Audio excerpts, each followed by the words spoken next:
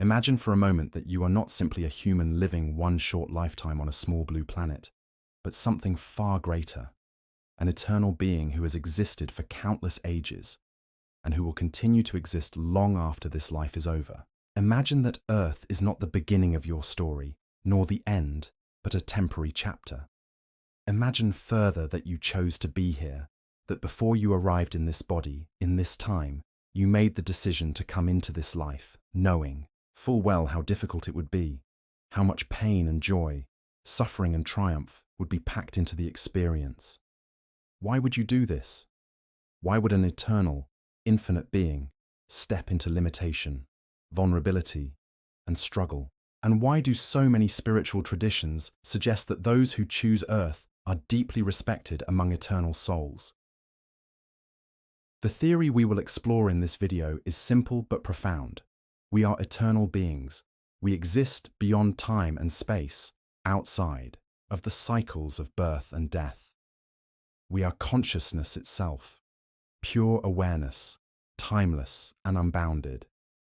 Yet, some of us choose to step into earthly existence, into physical form, into limitation and forgetting. When we arrive here, we forget who we truly are. We forget the eternal knowledge we carried. We forget the vastness of our true essence. This forgetting is not a mistake. It is part of the design. It is what makes the Earth experience so unique, so difficult, and so valuable. And because of this difficulty, beings who come here are honored. They are respected for their courage, for their willingness to endure the trials of human life, and for the growth and wisdom they bring back to eternity when their journey is done. Why would we forget? Why not arrive on Earth fully aware of our eternal nature, carrying all the knowledge of the cosmos?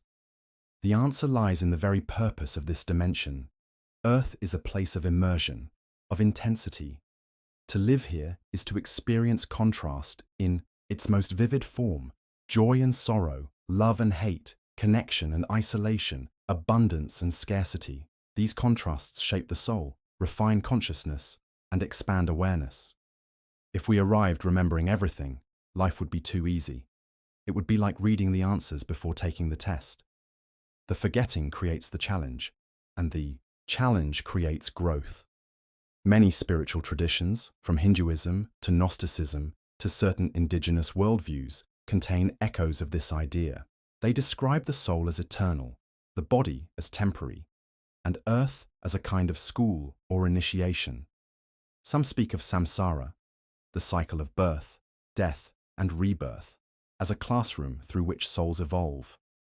Others describe Earth as a realm of density where eternal light enters matter to learn lessons that cannot be learned elsewhere.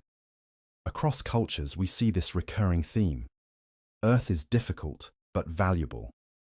Consider what it means to be an eternal being. Outside of Earth, existence is said to be harmonious, peaceful, flowing. There is no scarcity, no survival struggle, no fear of death. There is connection to all, a unity of consciousness. In such realms, beings know their essence as eternal. But in Earth life, this is stripped away. We face mortality, we hunger, we lose, we feel pain, we struggle with uncertainty. And it is precisely this immersion in limitation that makes Earth so intense. Here, lessons are carved deeply. Here, growth is forged in fire. Why then would souls choose this? The answer is courage. Souls come here not because it is easy, but because it is hard. Earth offers an accelerated path of evolution. In a single lifetime, one can experience more intensity, more growth, more contrast than in centuries of peaceful existence elsewhere. The forgetting ensures that the lessons are real, raw, and transformative. It is one thing to know compassion when you are eternal and safe. It is another to know compassion when you are hungry, hurt, or betrayed. It is one thing to know patience in the realm of timelessness. It is another to know patience when every moment feels heavy and every delay matters. Earth provides the crucible where abstract virtues become embodied truths. And so, before arriving here, the theory suggests that souls choose. They stand in the eternal realms and decide whether to incarnate. They are aware of the difficulty, aware of the forgetting, aware of the risks. But they also know that to walk through Earth life is to grow in ways that echo across eternity. The choice is respected, honored. To incarnate here is not a punishment, but a badge of courage. This also reframes the struggles we face. If we are eternal beings who chose to come here, then every hardship has meaning. Every challenge is an opportunity to grow, to learn, to expand. Pain is not meaningless. It is part of the design. Loss is not a cruel accident. It is a teacher. Even suffering, as unbearable as it feels in the moment, becomes part of the soul's tapestry, woven into a larger story that stretches beyond this life. But what about free will? Do we choose every detail of our lives before we arrive? Some theories say yes, that souls plan their lifetimes in detail, selecting families, challenges, and themes they wish to explore. Others suggest that while broad strokes are chosen, the details are left to unfold. In both views, Earth remains a stage, and we are actors stepping into roles we agreed to play. The forgetting ensures that the drama feels real. Without forgetting, the story would lose its impact. The idea that Earth beings are respected is profound.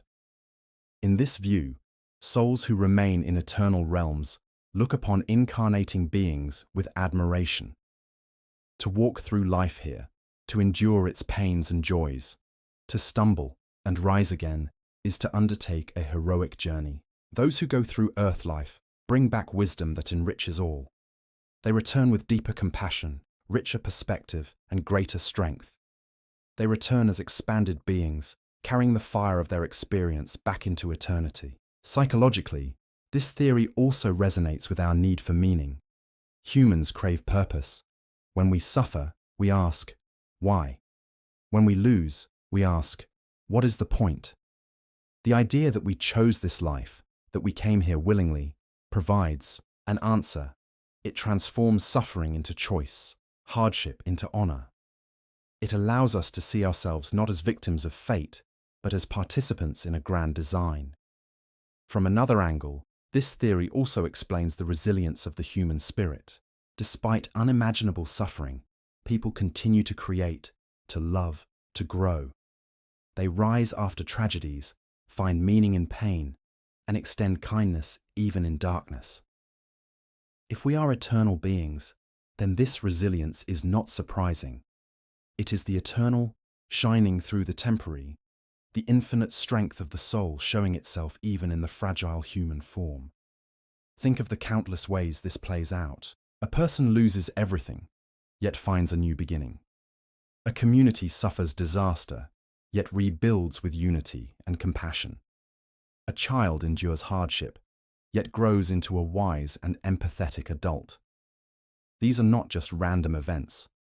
They are the echoes of eternal beings walking through the fire of Earth life, learning, transforming, and bringing light into density.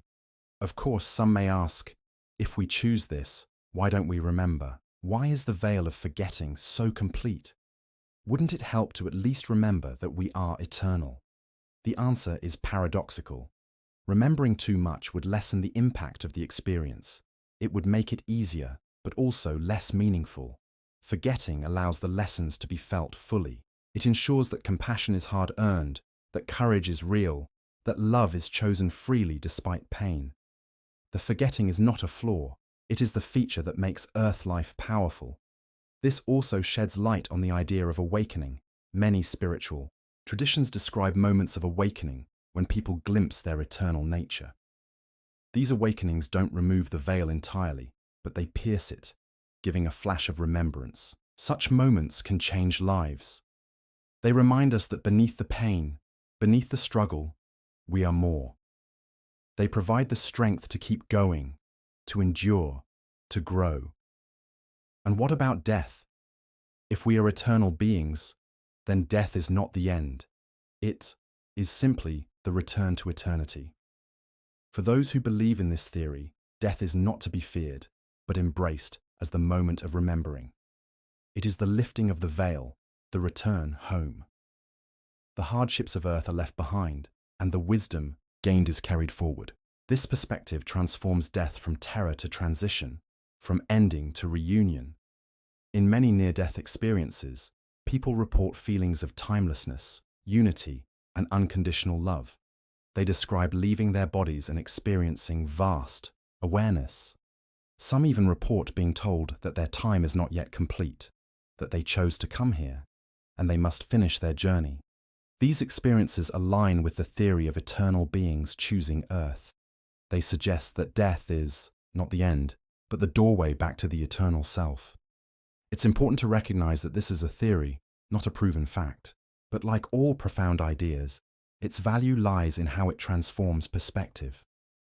Believing that we are eternal beings who chose Earth changes how we see life. It brings dignity to suffering, meaning to hardship, and respect to the human journey. It allows us to see ourselves as more than fragile creatures struggling against fate. We are courageous beings undertaking one of the most difficult experiences in the cosmos. This theory also calls us to compassion. If every person we meet is an eternal being who chose this difficult path, then even the most difficult individuals deserve respect. They too are walking through fire. They too are enduring the forgetting. They too are part of this honored experiment. Recognizing this can soften judgment and deepen empathy, and it invites us to remember, even faintly, who we truly are. Though we forget, though the veil hides our eternal nature, something inside us still knows. That sense of yearning, that search for meaning, that hunger for truth. It is the eternal self whispering through the human experience. It is the part of us that remembers, even as we forget. So why are beings who choose Earth respected? Because they walk the hardest path. They step into density, into limitation, into forgetting. They endure pain, loss, and mortality. And yet they keep going. They rise, they love, they create. They find meaning. They transform. This is courage beyond measure. This is why incarnating souls are honored. This is why Earth life, though difficult, is sacred. When you struggle, when you wonder why life is so hard, when you feel small and powerless, remember this theory. Remember that you are not small. You are not powerless. You are eternal. You chose this. And by choosing it, you joined the ranks of those who dare to step into the fire. You are respected, not in spite of your struggles, but because of them. Every scar is a testament to your courage. Every lesson is a gift to eternity. Every breath is part of the sacred journey you chose to take. And when your time here is done, you will remember. You will lift the veil, see the vastness of who you are, and carry with you the wisdom of this life. You will return not diminished, but expanded, honored for your courage, respected for your journey. And perhaps in time, you will choose again. Because though Earth is hard, it is also beautiful. Though it is painful, it is also transformative. And though we forget, we are never truly lost. We are eternal beings, walking through temporary shadows, carrying eternal light.